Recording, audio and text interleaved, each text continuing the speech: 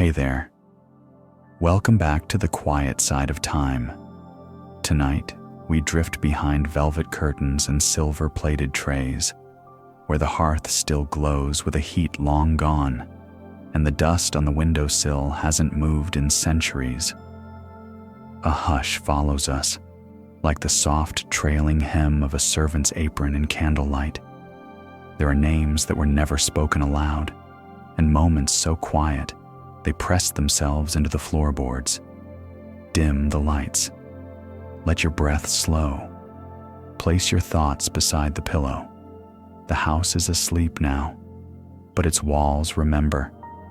If calm stories like this help you rest, you can tap subscribe now. No rush, no need. Because the night is long, and what comes next is only heard by those who listen.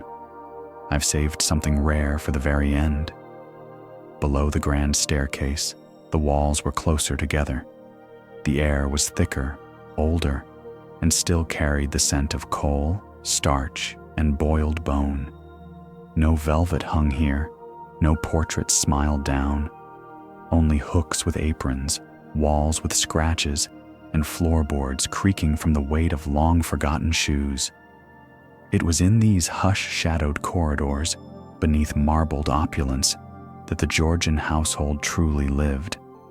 Not in the drawing rooms, not in the libraries, but here, in the soft clatter of pans, in whispered orders, in breath held behind a door. Time moved differently beneath the grand staircase. The clocks in the servants' quarters were always set 5 minutes fast. That way, the butler said, they would never be late, not even for silence. The servants rose before the house did. They moved in rhythm, like a quiet machinery. Boots were polished before their owners opened their eyes. Chamber pots were emptied while dreams still lingered. Down here, sleep was a borrowed thing, taken in shifts, broken by bells, and never full. A maid might rest with her shoes still on. A footman might doze upright, holding a tray he'd cleaned 3 times over.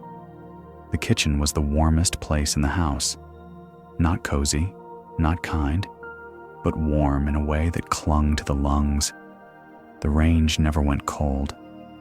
Ash was swept, coal was piled, but the heat never left. It breathed steadily, like an animal dreaming in iron. The scullery maid worked closest to it. Her hands were raw from lye, her back bent before it should have been. But she knew the rhythm of the sink, the way hot water echoed differently in cracked porcelain than it did in tin. She spoke little, but she prayed, sometimes, to the rhythm of water swirling down. Prayers in the servants' quarters were different, not to saints or statues, but to silence. Let the soup not burn. Let the mistress not scream. Let the tray not shake in my hand. Beneath the grand staircase, rooms were not called rooms. They were quarters, larders, sculleries, closets. Even the people weren't quite people. The upstairs said, the girl, not Mary. The boy, not Thomas. Yet still, they carved their names into wood. Behind, cupboard doors, beneath windowsills, on the underside of drawers, tiny etchings, letters curled like vines, proof that they were here, that they breathed, that they mattered, at least to the grain of the timber. The bellboard hung like a constellation, dozens of brass tongues waiting to quiver, each labeled in delicate cursive: green room, morning room, east wing, master's dressing.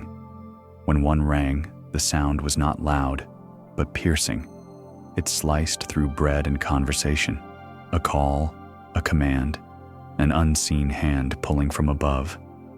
Sometimes the bells rang with no one there. The wind, they said, or mice, or ghosts. But no one ever ignored them. The hierarchy was strict.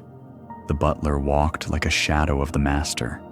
The housekeeper ruled like a silent queen, and the youngest maid, the tweenie, scurried between floors like a breath never caught. Meals were rituals, not for those who ate, but for those who served. Everything in its place. Forks polished to reflection. A crumb left on the carpet could cost a job. A curtain drawn an inch too far could mean disgrace. But there were moments when laughter flickered in the corners, when a crust of bread was shared like gold, when music from the drawing room floated down through the vents, and for a few seconds, someone might sway in time. The walls down here were thick with listening. They absorbed every slam, every cry, every secret hissed behind a door. And sometimes, late at night, when the house had exhaled, they gave some of it back. There are stories of a boy who fell asleep polishing shoes and woke to find them already done. Of a girl who left a letter to her sister in the pantry and found it returned, opened, with a pressed violet tucked inside. Of course, no one spoke of these things. Not aloud. Not if they wanted to keep their place. The staircase itself curved like a spine through the house, rising from the servant's door to the chandeliered foyer. The rule was clear. Never use it when guests are near. Never let the sound of your step echo among the gilded banisters. But some nights, when the house lay still, when the masters were drunk and the lamps were low, a maid might climb it, just to see, just to look at the oil paintings, just to smell the perfume that clung to the velvet curtains. She would not touch. She would not speak. She would descend before the clock struck again. But for that one slow climb, she could imagine. There is no plaque beneath the grand staircase, no museum tour, no brass sign saying, "Here, 1,000 lives passed silently." But the air still remembers, the hush still lingers, and sometimes, in the stillness of a sleeping house, a stair creaks. Just once. It began one Tuesday, when the frost had not yet melted from the window glass. The sun was dull that day, a gray smear behind thin curtains, and down in the servants' corridor, the bell rang. Not sharply, not loudly, just once. East wing. Its brass tongue quivered behind its hand-lettered tag. The cook glanced. The butler paused. But no one moved. It rang again. There was no guest in the east wing. The shutters were drawn. The fire had long since gone cold. The footman assigned to that side had taken ill a week before. Still, the bell rang. In Georgian households, the bellboard was sacred. It was the lifeline between silence and order. A silent command from above, answered below without delay. A dance of invisible strings. Each bell was threaded through a pulley system, fine wires strung behind walls, under floorboards, above ceilings. A master could summon a maid from 2 stories away, never seeing her face, never hearing her steps. But the east wing bell kept ringing, 3 times on the hour, once again at dusk, and always. No one was there. The footman finally went to check. He walked the long corridor with his candle trembling slightly in the breath of the house.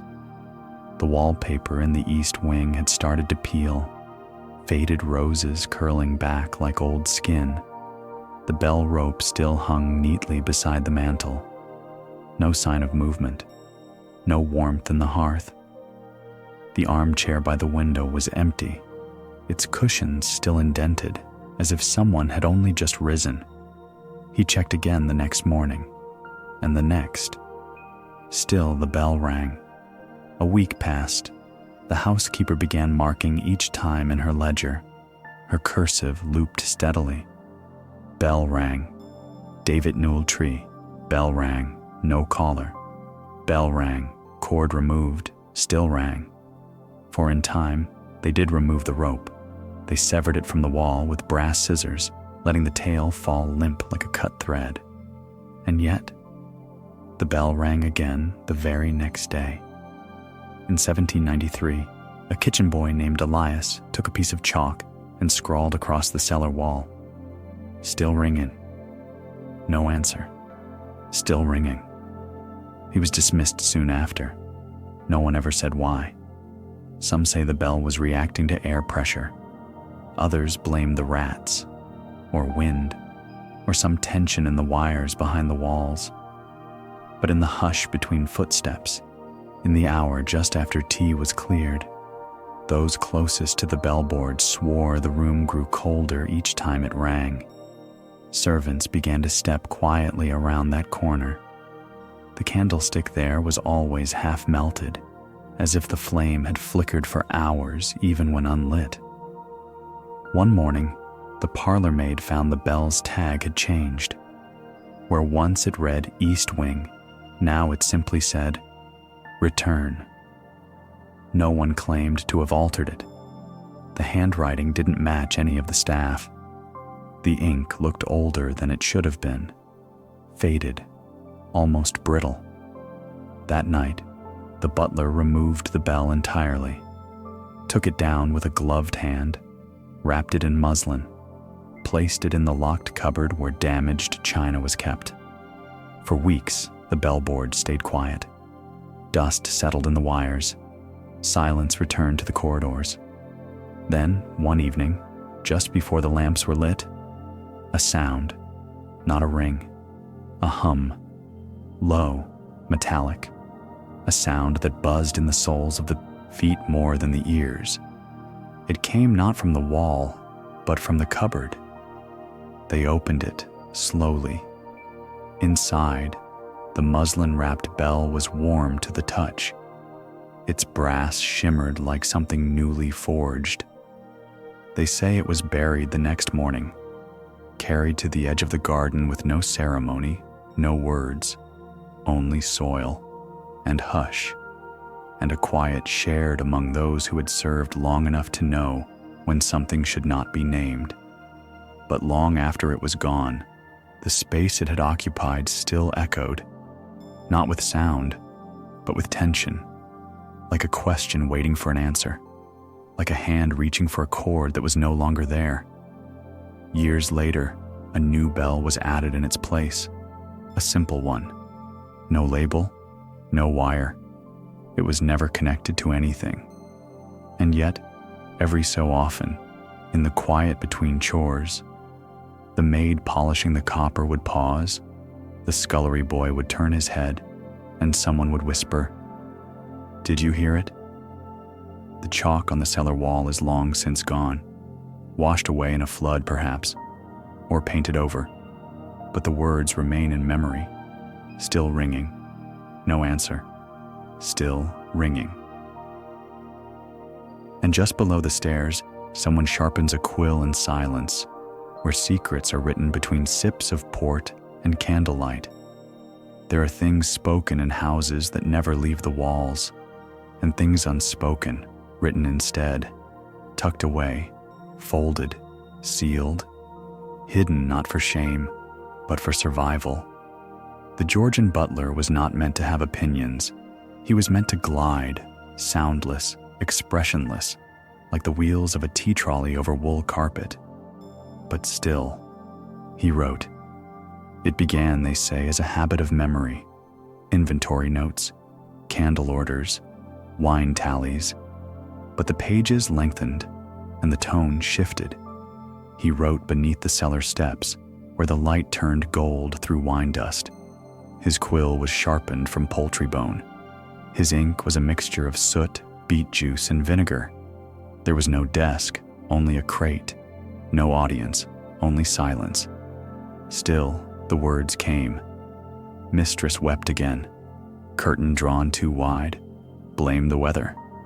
The guest from London smells of lilac and doubt. The kitchen girl sings off-key when she thinks no one hears. He never used names, only initials, as if even in secrecy, He feared his words might walk the halls. No one saw him writing. No one dared ask what he carried in his coat pocket when he left the cellar. The house was full of locked drawers, but the butler's secrets were folded between flour sacks, behind loose bricks, beneath stair treads worn soft by centuries of steps. He called the book the Quiet Ledger. Not a journal, not a diary, a ledger, as if the truth could be accounted for. A balancing of silence and shadow. The pages crackled with candle soot, the edges curled from damp.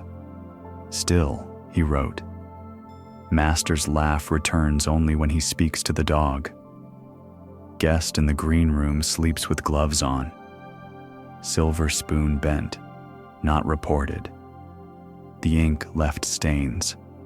Small, violet smudges on the cuffs of his white gloves. Once, the housekeeper asked after them. He smiled, said nothing, and lit another lamp. Some say he wrote for justice. Others say he simply needed to remember, to anchor himself in a house that moved around him, but never toward him, to have a voice, if only silently. The paper itself was scavenged. Unused menus, servant schedules, torn hymnals. The ink bled through them like veins. One entry read, Child in nursery speaks to no one, but leaves the window open. Says she's waiting for someone with a lantern. Another, linen was folded 6 times, not 8. Girl punished. Left her a biscuit under the basin. There were gentle things too. Moments no one else noticed. Gardener hums when pruning roses. Scullery girl paused to watch the snow. Housekeeper smiled. Rare. In the ledger, the house lived more honestly than it ever dared aloud. The walls did not shine. The family did not always smile, but the truth flickered in every line, faint as candlelight across polished brass. He wrote during wars, during feasts, during mourning. The ink never ran out, only darkened. Once, he recorded a guest falling ill in the drawing room. Not the illness itself, but the hush that followed. How the musicians played louder, how the servants avoided one another's eyes, how the guest's coat was hung back in the wardrobe, as if he had never arrived. The ledger said, They pretend nothing happened. The silence is heavier than the man was. No one knows how long the writing continued. Years, certainly. Possibly decades. When he was old, they say he walked with a silver-topped cane, and the ink stains had moved from his cuffs to his knuckles. He never married, never traveled, never raised his voice, but he wrote. The final entry was brief. They are painting over the cracks. I have placed the ledger beneath the 7th flagstone, near the wine rack. If it is found, do not return it. Let the house remember what it was. And then, nothing. The house changed hands. The walls were repapered, the bellboard replaced, the servants gone. But decades later, during repairs to a damp cellar, a young worker lifted a flagstone, and there, wrapped in muslin, tied with silk ribbon stiff from time, was a book. Faded, brittle, silent. Most of the writing had bled into blur, but the ink smell lingered, and in certain angles of light, a few words still rose. Listen closely. The walls still speak. The book was taken to a local archive, cataloged, labeled Anonymous Diary, Late Georgian Period. Most skipped over it. Too soft, too strange, too quiet. But for those who have held it, they say the pages are warm, as if the ink has not fully dried, as if the truth is still unfolding, word by whispered word. And in one margin, barely visible, a single name, written not in ink, but in the impression of pressure alone. Thomas. And in the hallway above, where no door ever opened. Footsteps pass, softly, again. There are hallways in old houses that lead only to silence, narrow things, not grand enough for guests, nor secret enough for hiding. Just there, wooden ribs beneath a plastered spine. In one Georgian manor, there was such a hallway. It began behind a green damask curtain near the drawing room. Most thought it was only a window covering, but if you parted it, you'd find a narrow arch, and behind that, 12 steps down. Not to a room, not to a cellar, just a hallway. Long, low, dry, quiet. The servants called it the no door. It had no beginning, and it ended with a wall. There were no windows, no paintings, no clock to chime or chair to rest in. Just wax-polished floorboards, a single unlit candle sconce every 6 paces, and air that always felt faintly colder than the rest of the house. Still, it was kept, cleaned, swept, maintained, even though no one was ever sent there, even though no guest ever knew it existed. It was part of the service routes, not marked on any diagram, not taught in any formal instruction, but known. Maids walked it to avoid the formal stare. Footmen passed through it to bypass the music room. The cook once used it to cool pies more quickly. And yet, no one lingered. The hallway never echoed quite right. Footsteps there sounded flat, as if the floor absorbed the sound. Voices faded more quickly. Whispers got lost before they reached their ends. Still, every Monday morning, the tweeny maid was sent to dust the candle sconces with a strip of muslin. She would walk the length of it, counting the sconces beneath her breath. 7 left side, 7 right. At the end, she would place her hand against the wall, not to open it, for it did not open, but simply to finish the walk. That was the ritual. Enter, dust, count, touch, leave. One week, the maid returned pale. She said she'd counted 8 sconces on the left. The housekeeper scolded her, said she'd counted wrong, said there had always been 7, made her repeat the task the next day. This time, 6. From then on, no one sent her alone. It was an odd hallway. Always smelled faintly of starch and rain. Even in summer, servants told stories, quietly, always near the stove. Of the night, the butler passed through and swore he felt someone breathe against his collar. Of the time the undercook heard a door slam inside the no door, even though there were none. Of the boy who ran the hallway with a letter in hand, and returned an hour later with the letter opened, though he swore he never stopped walking. Some said the hallway was older than the house, a leftover rib from a structure long gone, a misalignment, a wrinkle, but it stayed and was kept. In 1812, during a frost that cracked the window panes, a servant drew a chalk line along the hallway's floor, just to see. He walked the full length of it, dragging white dust behind him. Then he walked back. But when he returned to the start, the chalk line was gone, and in its place, a single white footprint, pointing the other way. They scrubbed the boards clean the next morning, poured vinegar, lit candles at each sconce and let them burn to wax puddles. No one mentioned it again. But for weeks, every tray carried past the drawing room trembled slightly in the server's hand. And still, the hallway remained, dustless, hollow, waiting. One servant, a woman named Cressida, wrote in a letter, "The hallway without destination is where I go to remember I am unseen. There, I walk without being asked anything. I breathe and am not called. It is the only place in the house that feels honest." That letter was never posted, found years later, tucked in a broom handle. Some modern historians call it a ventilation path, a structural gap, a fire break between wings. But those who lived with it never accepted that. They said the hallway listened, not in malice, not in warmth, just in stillness.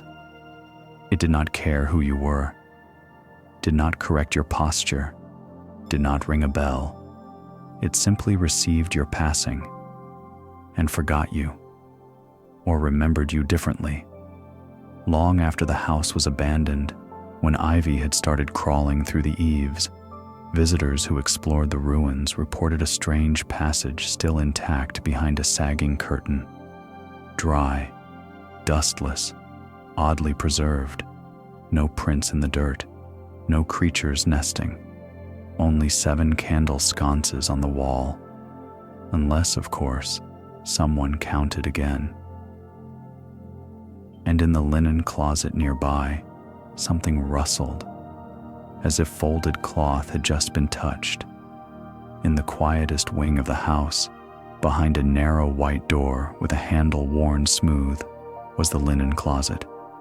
Not a closet by modern names, but a room unto itself, long as a gallery, still as a well, and always faintly cool no matter the season. The linen was stored there in folds, perfect, reverent, unwrinkled folds, layer upon layer of white, cream, and soft green, each pressed with a weight of silence. Servants called it the sleep room.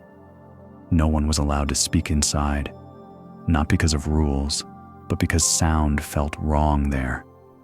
The shelves ran floor to ceiling, stacked with sheets, napkins, pillowcases, coverlets, embroidered initials, woven lace, some wrapped in muslin, others tied with faded ribbons. At the center stood a wide table. It bore no markings, no scars, only the flat surface where hands moved like metronomes, folding corners into corners. Edge, flatten, fold, press, repeat. One maid, a girl named Laura, once said it felt like folding snow. Too soft, too fragile, like something that should not be touched for too long. The house demanded order. Beds must be dressed in seasonal rotation. Spring linen, thin, breath soft, with hem-stitched borders. Autumn linen, heavy, floral, pressed with warm bricks. Every night, long after the last bell, someone returned to the linen room to count. Not inventory, not supply, just to be sure nothing had moved. For sometimes, things did. A crease appeared where none had been. A cloth that was pressed the day before now held the faint impression of a hand. A single napkin missing, returned the next day, folded perfectly, but with lavender where starch should have been. No one admitted to it. There were stories, of course. Whispers passed between kitchen and scullery that once, during the war, a soldier had hidden in the linen room for 3 days. He left behind only a handkerchief, folded into the shape of a swan. That a visiting governess once wandered in by mistake and emerged hours later unable to speak, only smoothing her apron over and over. That linen, once pressed for a guest who died in the night, was returned to the shelf and never yellowed with age. It's true, they said, that linen folded in sorrow will never wrinkle again. Every Sunday, the housekeeper inspected the stacks. She ran her fingers across the edges, feeling not for dust, but for memory. A well-folded sheet, she said, could hold 1,000 nights. A poorly folded one could unravel the order of the house. Laura, the quiet maid, had a habit of humming while folding. Just one note, over and over. Not a song, not a melody, just a hum. When asked why, she said it kept the linen from forgetting what it was. The older servants never laughed. They said she was right, because this linen room was not like others. It was too still, too attentive. Sometimes when no one was there, the air shifted, like breath passing behind your neck, like fabric settling itself. The linens never gathered dust, not once.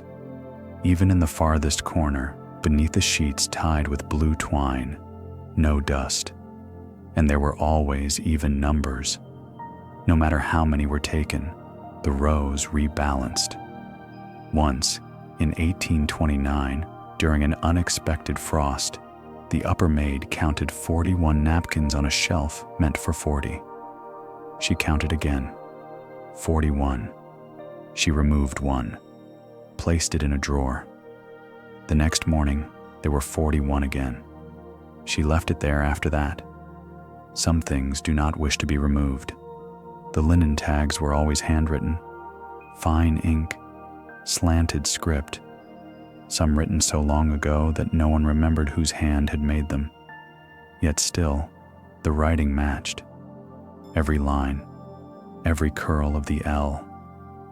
A museum archivist once visited the manor in the 1920s and took a sample from the linen tags, curious about the ink.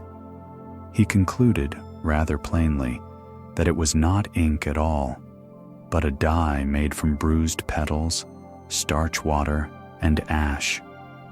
A recipe lost before it could be recorded, a script written in sleep. Sometimes, late at night, the door to the linen room creaked open, though no one had passed, and on rare nights, those sleeping in the west corridor would wake to the scent of lavender, pressed, heavy, lingering, and in the morning, the covers on their beds were smoother than before, folded tighter, edges aligned, as if someone had entered while they dreamed, not to disturb, but to correct. And once, just once, a girl cleaning the baseboards paused, looked toward the linen room, and swore she saw a pair of hands, folding, though no body stood behind them.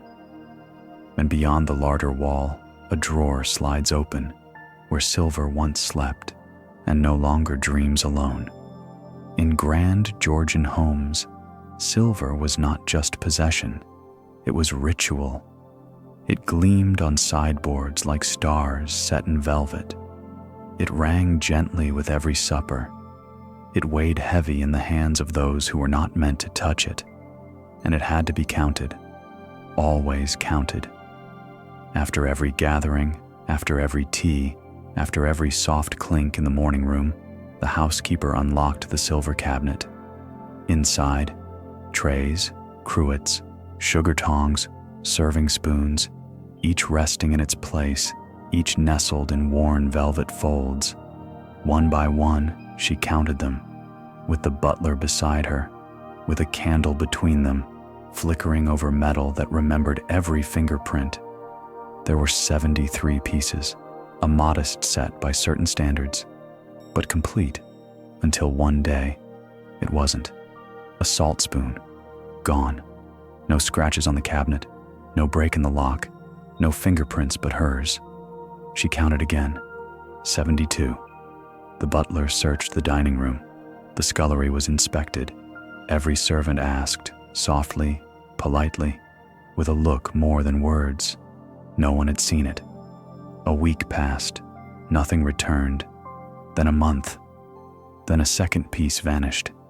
This time, a sauce ladle, curved and engraved with a family crest no one could quite place. 2 pieces, in silence. A footman was dismissed soon after. He had fallen asleep polishing boots. Nothing more. But the timing was noted. Servants began to walk differently past the silver cabinet, quieter, lighter on their feet. The missing count was spoken of only in ledger notes. Inventory adjusted, awaiting repair or recovery. Yet no request was made for replacements. The house simply accepted the absence until the third piece vanished, and that changed everything. It was a spoon, but not just any. The marrow spoon, long-handled, slender, elegant, rarely used, delicately curved to draw richness from within bone. It had belonged to the master's grandmother, they said, passed down, polished only by the butler himself, wrapped in silk after every use. Gone. The silver cabinet remained locked, the velvet untouched, but the spoon had vanished like breath. That night, the household gathered, not formally, but by gravity, drawn together near the hearth in the service hall. No one raised their voice, no one accused, but eyes spoke. Another footman resigned the next morning, his room left untouched for weeks. Dust settled gently over his trunk, and then something strange. The cabinet, once sacred in its silence, began to hum, not audibly, but with tension. The housekeeper stood near it one evening and said she felt her own reflection shimmer in the silver trays, as if they remembered being whole, as if they mourned. Then, weeks later, a new object appeared on the butler's desk. A bell, small, silver, perfectly cast. He had not ordered it. The household budget showed no purchases, no delivery was made, and yet there it was, wrapped in linen, resting atop a folded napkin. No inscription, no note, just the bell. When he lifted it, it sang, not a sharp ring, but a tone so clear, so long and silver pure, that the scullery girl dropped a basin 3 rooms away. They searched the silver cabinet, counted, still 70, 3 missing. The bell was placed on the mantel in the butler's pantry, unmarked, unquestioned, until the cook, after a restless night, noted aloud that the bell's curve resembled the marrow spoon. She said it softly, almost absent-mindedly, as if the thought had passed through her, not from her. The next day, the second bell arrived. No one saw it appear, but it was there, beside the first, slightly wider in base, engraved faintly, not with initials, but with a single line down one side, like the curve of a ladle. The servants said nothing. The butler dusted them daily. The housekeeper began counting spoons less often. A third bell joined the others before Michaelmas. This one had no handle, only a stem, like a flower folded in metal. Then the whisper began, among the servants, software beneath breath. The silver has not gone. It has simply changed its shape. Some believed it. Some laughed. Some began to place napkins beneath the bells, as if afraid they might tarnish the desk. But none of them rang again. Not like that first tone. They simply sat, silver soft, motionless, still warm to the touch, the cook said, even when the pantry window was open to the frost. One morning, the housekeeper opened the silver cabinet and found the velvet lining had grown tight, as if it no longer expected anything to return. The empty grooves had curled inward, fitting themselves around absence. No silver ever vanished again, but no more was added either. The bells remained. 3. Some years later, during a family departure, a guest offered to purchase the bells, admired their elegance. The butler refused, said they were not for hands above the stairs, and no one asked again. Decades passed. The bells never rang, not even when the house was sold, not even when the final servant left, not even when the mantle began to crack beneath their weight. But they remained, polished, still, not lost, just returned in a different form. And in the kitchen below, someone is humming, not a song, but a sound older than melody, while the midnight spoon stirs on its own. In every great house, there was someone who rose before the rest, and someone who did not sleep at all. In this one, the cook lingered long after the fire's final breath. She wore her apron like armor, not spotless, but worn clean by years of steam and salt. The others called her Mrs. Gadden, never simply cook, and never ma'am. Her title was Respect wrapped in soot. No one knew where she came from. Some said Wales, some whispered Bath. The housekeeper once suggested she'd never left the kitchen at all, not in 50 years. By day, she was expected. By night, she was heard.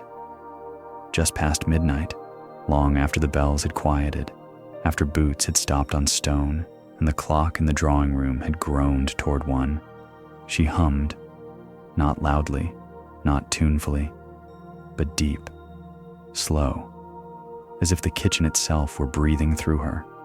No melody, just a rhythm, low as a simmer, steady as broth thickening in a copper pot.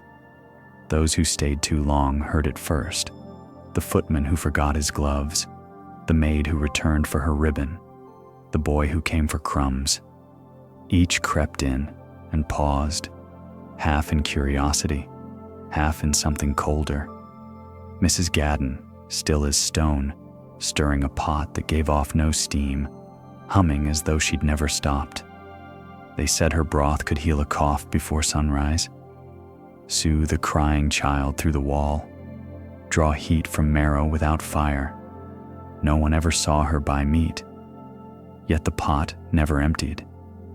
They said the broth tasted like nothing and like everything. It had no color, no weight, but it warmed the hands even before the cup was lifted. Once, a visiting noble caught fever. The doctor was delayed. Mrs. Gadden served a bowl from the back burner. By morning, the fever had passed, and the guest remembered only the scent of onions and thyme.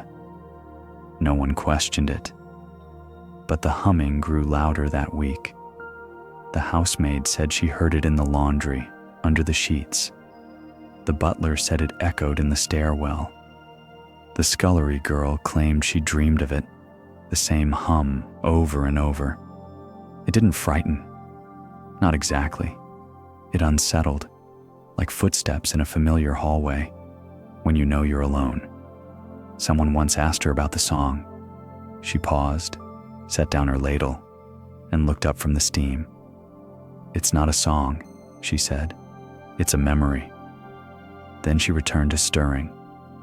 That same year, the mice vanished from the kitchen. No traps, no poison, just gone. Even the cat refused to step near the hearth after dark. It sat in the doorway, tail twitching, listening. Once, the youngest hallboy dared to mock the hum. He mimicked it, exaggerated and off-key, as he passed through. The next morning, every loaf of bread in the scullery had gone stiff, hard as stone. Mrs. Gadden never said a word. She simply baked again, without measuring, without glancing, without stopping her hum. The new batch rose higher than ever. Steam coiled from their crusts like breath. One loaf was left aside. No one touched it. It remained on the sill for a week, yet never molded. Some said she spoke to the yeast. Some said her humming wasn't for the living. But no one ever mocked it again. They noticed something else too. She never chopped onions. Not once. They found her with them peeled and perfect, soft and glistening, as if sliced by steam itself. No knife nearby. No peelings left. And when asked how she managed it, "They want to be ready," she said. "They know the broth needs them." In her cupboard, no recipes, no books, only jars, hundreds, some clear, some fogged, some empty but sealed. Each was labeled in faded ink: July hush, elm root wind, snow without frost, second silence. She never opened them, but she touched each lid once a week, like checking the locks on old memories. Some jars glowed faintly in candlelight. Some hummed softly in reply. She aged. The house changed. Families came and went, but the hum remained, even when she stopped speaking, even when her apron grew thin, even when she no longer tasted what she stirred. Still, she hummed One day, long past any official retirement, she wasn't there. The pot was, still warm, still full, but she was not. The jar lids were all closed. The floor was clean. The cat had stepped inside the kitchen again. No one spoke of burial. No one spoke of death, because no one found her. Only a folded apron, a ladle wrapped in linen, and a pot of broth that never cooled. They say if you stir it gently, just once, you might hear her, not with ears, with memory. She left no name, no record, only a hum, and the broth that tasted like everything and nothing. And in the far hall, beneath the creaking stairs, a younger servant finds an unopened jar labeled Whispers Midwinter. It's still warm to the touch. The drawing room had once held applause, soft, gloved, genteel, a flutter of hands, never too loud, never too eager. But that was long ago. Now the curtains were drawn thick, and only the dust applauded, rising in size when the sun returned for its brief golden visit. The pianoforte still stood in the far corner, unplayed, unpolished, but never cold. Its keys had yellowed in places, like old teeth or parchment. Some stuck. Some gave a weary sigh when pressed. No one had touched it in years. And yet, some mornings, the stool was not where it had been, just slightly askew, as if someone had risen, slowly. The butler once straightened it, only for it to shift again by the next dawn. The maids dusted around it, never atop. One girl once lifted the fallboard, just enough to peek. She said she saw fingerprints, child-sized, just there, on the ivory, pressed soft into dust that hadn't been disturbed in years. No one believed her, until they noticed the notes. Not written, not played, just heard. Late, too late, when the house had gone still. Not a melody, not a song, just a few scattered notes, as if someone was remembering how to begin. The family had changed hands many times, but the piano stayed. Always too heavy to move, too full of history to sell. Once in the archives, they found a program, faded and foxed at the edges. Miss C's Autumn Recital, 1819. To be performed without audience, by candlelight only. No one could place her name. It had been blotted, erased with careful ink. But the footnotes remained. All pieces composed in solitude. Finale to be improvised at dusk. They say she was the daughter of the house. They say she had a gift, but only when no one listened. When others entered the room, her fingers would still. When the door clicked shut, they moved again, slow and soft, as if coaxing breath from the keys. She composed in the hours no one wanted, between 4 and 5, between morning and milk delivery. She wrote music on the margins of cookbooks, in the fly-leaves of sermon notes, inside handkerchiefs folded 3 times. And then she vanished, not in death, in quiet. Her music was never published, her name never performed, but the piano remembered. When the house grew quiet, truly quiet, the notes returned. At first, the housemaids thought it was wind, but there was no breeze, only a low chord, always the same, E, G, B, then silence. The gardener once spent the night on the chaise, daring to listen. He heard the notes, but said they weren't from fingers. He said they rose from the strings themselves, as if something in the room remembered being played. No sheet music remained, no portrait, only an empty bench and a key with a hairline crack. The tuner was called once, a man from London. He opened the back panel and frowned. Inside, no damage, no mold, but strange symbols carved into the wood. Tiny letters, delicate, too faint to read unless the light hit just right. A notation? He asked. Or a dedication? He traced one with a gloved thumb, and the string hummed, a low, pulsing note, not struck, but awakened. The tuner left without finishing. He refused to speak of it, and he never returned.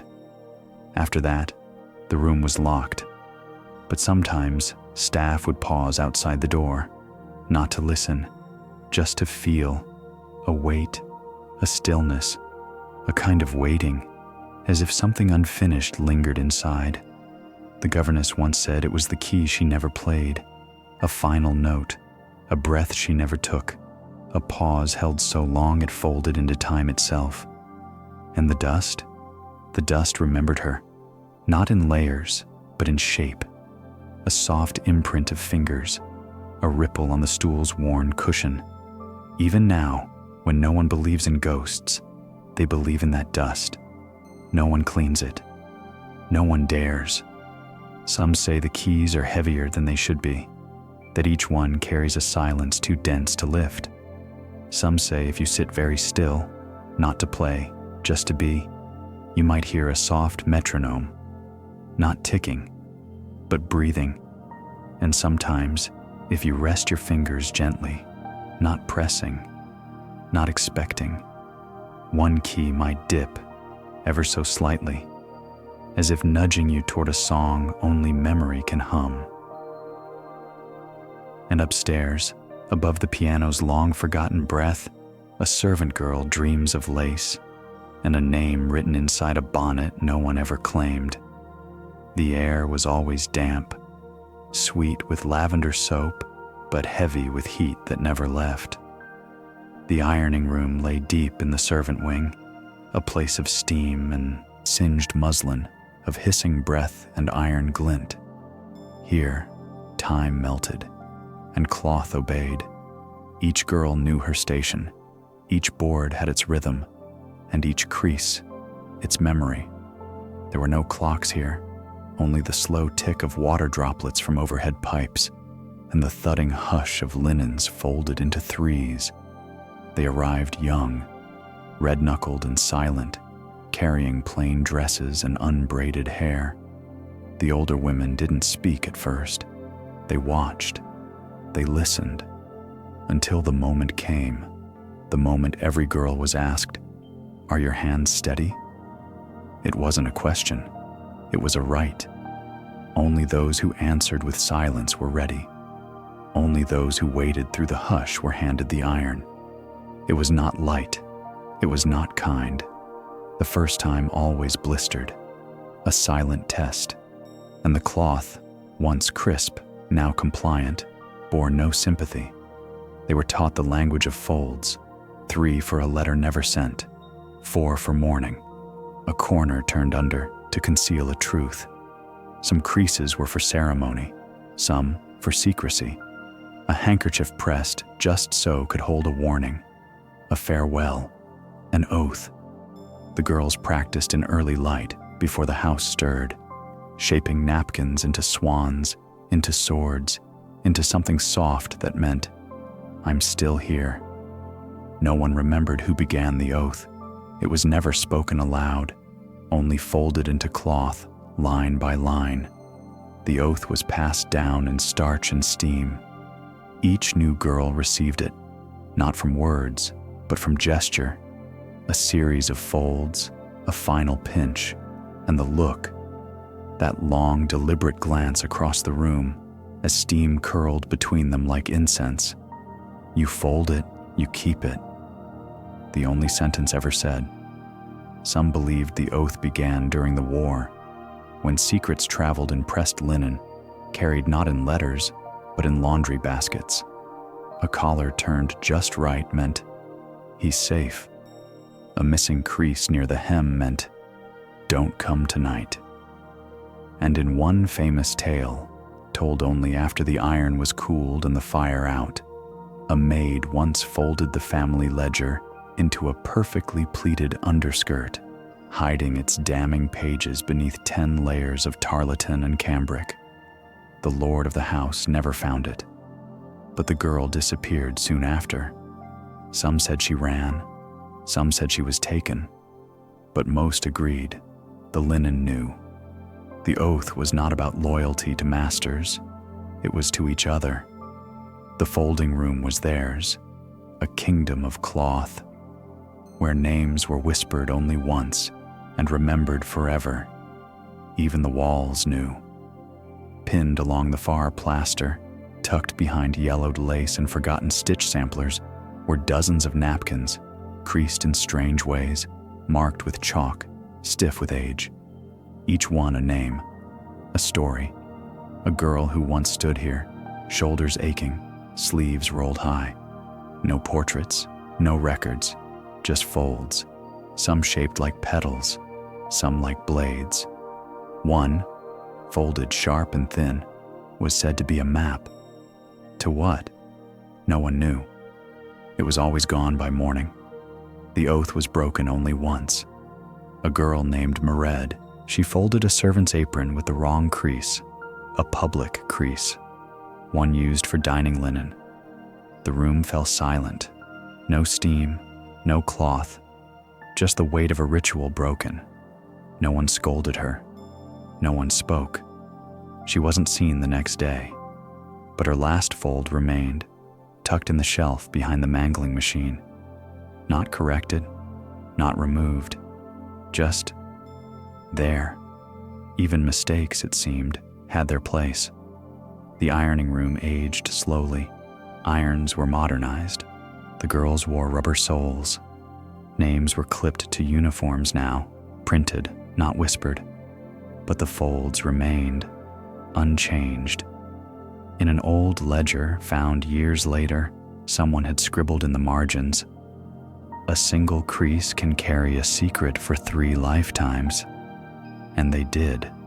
Somewhere in London, a museum holds an anonymous servant's apron, dated 1854. Experts admire its precise creasing. They note the starchwork, the symmetry, but no one sees the message tucked beneath the hem. No one folds like that anymore. No one needs to. But still, on certain days, beneath the hiss of modern steamers, a new maid might pause. She might crease a napkin once, then twice, then once more, in a way she can't explain. Her hands know something, even if her mind doesn't. And the oath? The oath lingers, not in words, not in rules, just in the pause, the breath before the final press, the glance, the hush, the wait.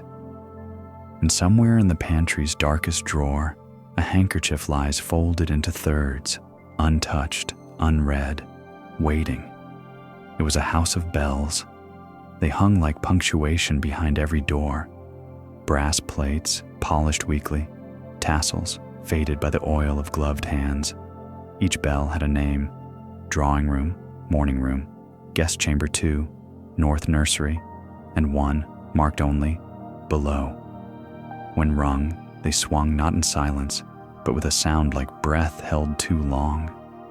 A gentle clatter, a distant shiver, the kind of noise that made even the most seasoned maid stop mid-step. They were connected by wires, long, fragile things hidden behind wainscoting and walls, snaking through plaster like nerves. The pull of a cord, even the gentlest twitch, traveled like a whisper across floors. By the time it reached the bellboard, it had become something more than a signal. It was a command, a cry, a ghost of a gesture. The bellboard was kept in the servants' hallway, high on the wall, beneath a gas lamp that hissed all night.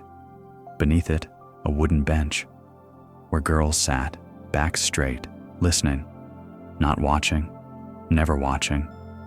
They didn't need to.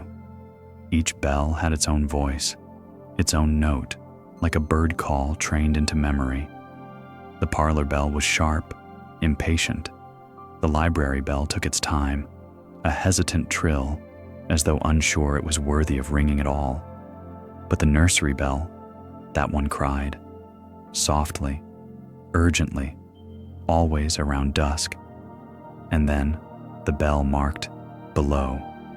That one almost never rang, and when it did, it didn't move like the others. It quivered, as though reluctant, Some said it wasn't connected to a room, that its wire ended in a wall long since sealed up, or beneath the cellar steps, a relic forgotten by the electrician, but remembered by the house. When it rang, if it rang, no one responded. That was the rule. Not written, but obeyed. The wires needed tending. Twice a year, the bellman came. Tall, with soot in his cuffs, he traced the wires like a priest inspecting rosary beads. He'd murmur under his breath, tap brass with his knuckle, adjust the tension with a key made of bone. Only once did he speak aloud. A young footman asked, "What happens if the wires tangle?" The bellman paused. "They remember," he said. He didn't explain, but that year, the kitchen bell rang every night at the same hour, 2:03 a.m. No one was in the kitchen. The scullery maid refused to enter for a month. In winter, bells misbehaved. The cold stiffened the wires, made them sluggish. Calls would come late, or not at all. The servants learned to anticipate, to move before the bell ever rang. A good maid sensed the pull before it came, like birds sensing rain. The best ones knew which bell would sound, just by the hush before it. But eventually, the bells slowed. Guests stopped visiting. Dinners grew smaller. The bells gathered dust. One by one, the rooms were shuttered. North nursery first, then guest chamber too. When drawing room fell silent, no one noticed. Only the bellboard did. Its brass grew tarnished, its wires slack. The bench beneath it sat empty, until only one bell still moved. Below, it rang once. On a Tuesday no one remembered. Then again, and again. Always at dusk, always alone. The new staff laughed it off. Old wiring, drafts, nothing more. But the old cook wouldn't touch the bell. And one night, when it rang twice in under a minute, the butler left the house and never returned. No one replaced him. Eventually, the bellboard was removed, stored in the attic, wrapped in muslin and memory. The wires were left inside the walls. Even now, they say if you open the paneling just right, you can see them. Frayed, fragile, like veins no longer carrying blood. But sometimes, on quiet nights, a sound travels through the floorboards. A soft chime, barely there. No one's pulled the cord. No one's in the room. But the air remembers, and the wires, they remember too. And somewhere, in the hush between floors, a single tassel swings in perfect stillness, never having stopped at all. And so the last bell quiets. The tassels still, the candles curl into smoke, and the great house returns to silence. What lived in shadow has returned to dust, and the hands that served have long since slipped into sleep. Let the linen rest. Let the footfalls fade. Let the stories remain only in the hush between breaths. If the night has carried you far, may you drift farther still. And if you ever wish to wander back, this story will wait, just past the stairs, where the hush begins again. Sleep well, until the next quiet chapter.